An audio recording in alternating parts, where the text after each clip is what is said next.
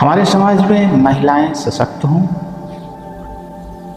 ये सभी चाहते हैं। हम भी चाहते हैं, आप भी चाहते हैं। महिलाएं पत्नी के रूप में, माँ के रूप में, बहन के रूप में, बेटी के रूप में, प्रेमिका के रूप में, हर रूप में वंदनीय हैं। उनकी स्तुति की जानी चाहिए, उनको नमन किया जाना चाहिए और उनके योगदान को सराहा जाना चाहिए। आज भी हमारा भारत, हमारा देश अभी भी इस स्थिति में भी दो प्रकार की महिलाएं हैं। एक वो महिलाएं जो इंडिया में रहती हैं और दूसरी प्रकार की वो महिलाएं जो भारत में रहती हैं। हमने जब शुरू किया तो सभी महिलाएं करीब करीब भारत देश की थी, लेकिन समय बीतते बीतते बहुत सारी महिलाओं का एक बड़ा हिस्सा वो इंडिया में कन्वर्ट हो गया। अब हमारी महिलाएं ज़्यादातर इंडिया के विचारों से प्रभावित हैं। इसमें कोई हानि नहीं है। महिलाएं आगे बढ़ें, वो सशक्त हों, वो हर जगह काम कर पाएं, बिना भय, बिना राग द्वेष के काम कर पाएं, बिना चिंता के काम कर पाएं। ये हमारे समाज की आवश्यकता भी है और समय की भी आवश्यकता है। गति के नियमों में से एक नियम है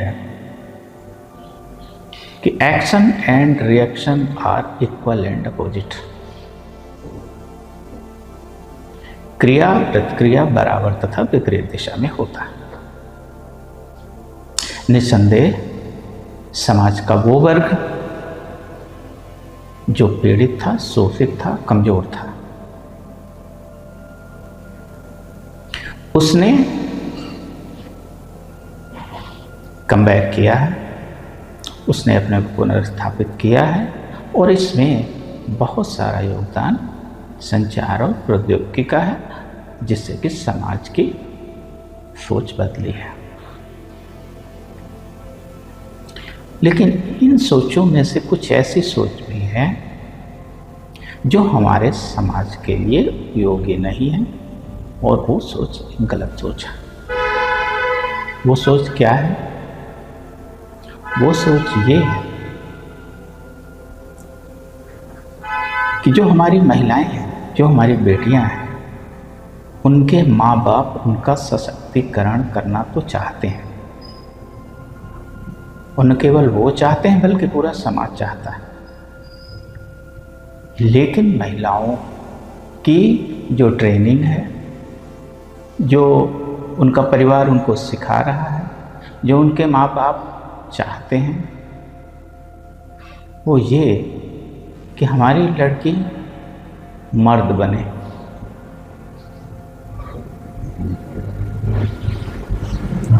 वो लड़कियों को मर्दानी नहीं बनाना चाहते, वो लड़कियों को मर्द बनाना चाहते हैं। प्रबुद्ध लोग हैं, सभी को मालूम है कि मर्द और मर्दानी में क्या अंतर है। लड़कियों को हर माँ बाप या समाज या परिवार जब मर्दानी बनाने की जगह मर्द बनाने पे उतारू गया तो उसके परिणाम तो हमारे समाज को भोगना ही था। जरा समझते हैं कि वो जो हमारा विजन है महिलाओं को मर्द बनाने का, वो विजन हमको कहाँ पे ले आके खड़ा कर रहा है। निस्संदेह हम लोग ये जानते हैं और समझते हैं कि मर्द हमेशा डोमिनेंस में रहा है हमारे समाज में, लेकिन मर्द का डोमिनेंस को चैलेंज करने के लिए एक नया मर्द तैयार किया जा रहा है वो महिला के रूप में।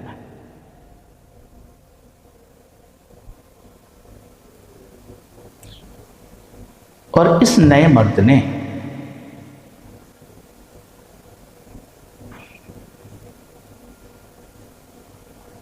जो कि पुराना जो हमारी जो व्यवस्था थी उस व्यवस्था को इस नए मर्द ने खत्म कर दिया। अब एक घर में 2 मर्द रह रहे हैं। ध्यान रखिएगा कि जो महिला है, जो स्त्रियों के हमारे गुण हैं, धर्म, शील, आचरण, उनको एक सुनियोजित ढंग से खत्म करने के प्रयास किए जा रहे हैं, कंपटीशन के नाम पे और सशक्तिकरण के नाम पे। सशक्तिकरण हो लेकिन मर्द बनने की कीमत पे ये चीज समझ में नहीं आती। क्या एक महिला कमजोर है किसी भी प्रकार से? स्त्रियोचित गुणों को धारण करते हुए क्या एक महिला कमजोर है? क्या उसमें किसी प्रकार की समस्या पैदा हो रही है कि उसको पुरुष बनने की सलाह दी जा रही है, वो पुरुष जैसे उनके कैरेक्टर धारण कर रही है? क्या ये हमारे परिवारों के लिए ठीक है?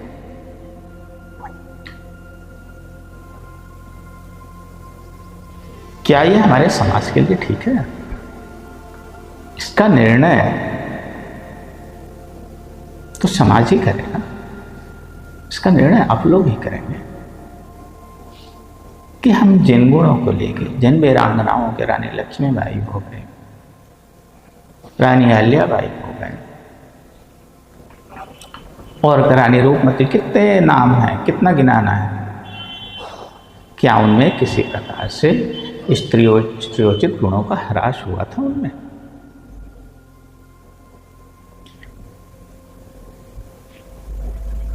तो हम अपनी मातृशक्ति को पुरुष बनाने पे क्यों तुले हुए हैं? क्या इससे महिला सशक्तिकरण की उपादेयता सिद्ध हो पाएगी?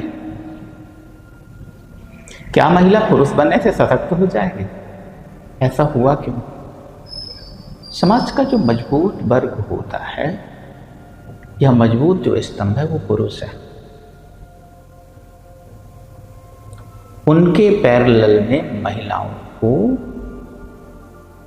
पुरुष बनने की सलाह दी गई। इनसे मुकाबला करना है तो पुरुष बन जाओ। आज जब महिलाएं अपने स्त्रियोचित गुणों को छोड़ के, अपने फेमिनिन कैरेक्टर को छोड़ के मेल कैरेक्टर को अपना रहे हैं, ध्यान रखिएगा ये चीज प्रायोजित है। ये एक संक्रामक बीमारी जैसा बन चुका है।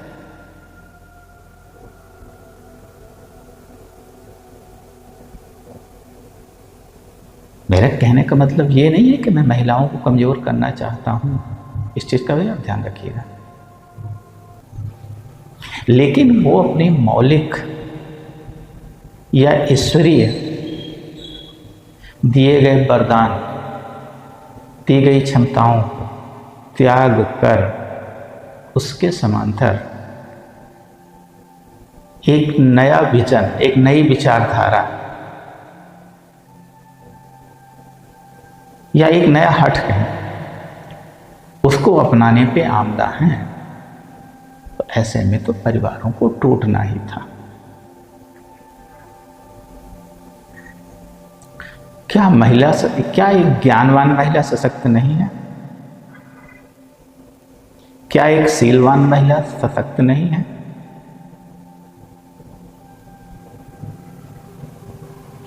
क्या नशा करने वाली महिला सशक्त है?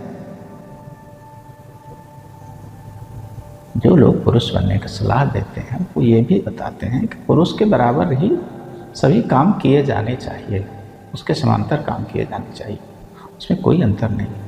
ठीक है, मैं मानता हूँ कोई अंतर नहीं है, पर उससे हमारा जो परिवार का जो केमिस्ट्री है वो दो पुरुषों की हो गई है।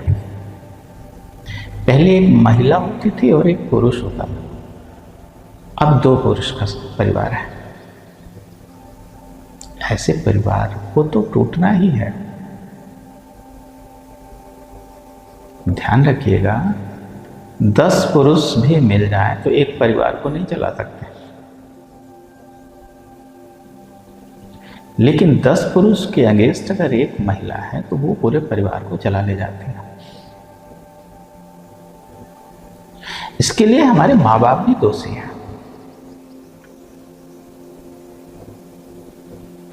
मेरा मतलब अंकुश लगाना नहीं है, ये ध्यान रखिएगा। अंकुश वहां पे होना चाहिए जहां पे उसकी जरूरत है। अंकुश हमेशा दुस्साहस पे होना चाहिए, जिसकी ओर से हम लोगों ने आंखें मूंद ली है। और वो दुस्साहस क्या है? वो दुस्साहस सबको दिख रहे हैं कि जब हम स्त्रियोचित गुणों की अवहेलना करके एक ऐसे महिला के विकास में रुचि लेने लगते हैं जिसमें कि महिला के गुण हो ही नहीं, यानी महिलाओं के गुण को एक कमजोरी की तरह प्रस्तुत किया गया और उनसे उबर कर पुरुष जैसे गुणों को धारण करने की सलाह दी गई।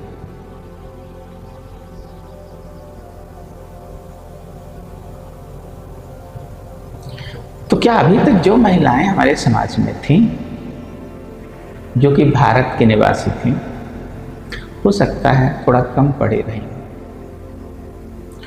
हो सकता है साड़ी में या परंपरागत वस्त्रों में दिखी हों, हो सकता है बहुत सारी वर्जनाओं के कारण उन्होंने पर्याप्त शिक्षा या पर्याप्त उनमें जो विकास है, जिसको हम विकास कह सकते हैं, वो भले ना हुआ। जिस विकास के हम मापदंड पैमाना मानते हैं, जो कि दुखद है, ये भी मैं कहता हूँ। एक महिला को शिक्षित होना चाहिए, वो परिवार का केंद्र है, वो परिवार की धुरी है, वो परिवार को चलाने वाली जननी है। एक परिवार उसके इर्द गिर्द घूमता है। लेकिन जो नया मॉडल है, जो हमारा कहीं अन्य जगहों से, कुछ अन्य संस्कृति से मेल खाता हुआ जो हमारा समाज है, इंटरनेट का बनाया हुआ समाज, उस समाज ने महिलाओं को सशक्तिकरण के नाम से क्या दिया? वो दंडता, नशा करना, व्यभिचार, समता के नाम पे व्यभिचार, समानता के नाम पर उद्दंडता।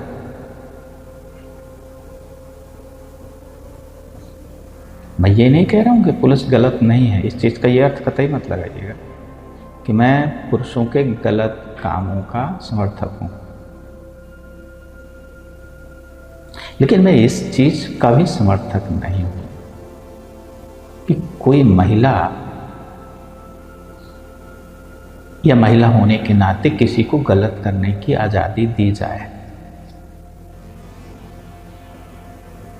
अगर आप समानता की बात करते हैं तो फिर छूट किस बात की? आपको क्यों आज़ादी मिले इन चीज़ों से? आप तो वही सब कार्य कर रहे हैं जो एक पुरुष कर रहे हैं। मेरा मतलब उन कामों के, पॉजिटिव कामों से मतलब नहीं है जो पुरुष नकारात्मक कार्य कर रहे हैं। आप उनकी बराबरी पे जाके खड़े हो गए। अब आप किसको शिक्षा क्या देंगे? क्या बताएंगे अपने बच्चों को? ऐसे लोग अपना नुकसान कर रहे हैं, समाज का नुकसान कर रहे हैं, अपने भविष्य का नुकसान कर रहे हैं। ये जो समाज में समानता के नाम पे भोंडापन और गंदगी फैलाई जा रही है, ये एक ऐसा राक्षस पैदा कर रहे हैं जो आपको ही खाएगा। ये किसी का सगा नहीं है। मैंने बताया ना, शिक्षा में समानता अच्छी चीज है, नौकरी में समानता होना अच्छी चीज है, समान अवसर मिलना हर उसके लिए वो अच्छी चीज है। मेरा नकारात्मकता फैलाने वाले जो कार्यक्रम हैं उनसे विरोध है। जो पुरुष के समानांतर बनने के लिए जो प्रयोग किए जा रहे हैं वो एक महिला के लिए शुभ संकेत नहीं है, एक परिवार के लिए शुभ संकेत नहीं है, एक समाज के लिए शुभ संकेत नहीं है। हमारा परंपरागत समाज इन चीज़ों से आज कराह रहा, दुखी है, आज परेशान है। निश्चित रूप से मैं ये चाहूँगा कि अभिभावक को सद्बुद्धि मिले, भगवान को सद्बुद्धि दे, और महिला सशक्तिकरण के नाम पे या पुरुषों के समानता के नाम पे नकारात्मकता का जो खेल है वो बंद किया जाए। नमस्कार, मैं हूँ आपका मित्र और मार्गदर्शक अनादि अरुण।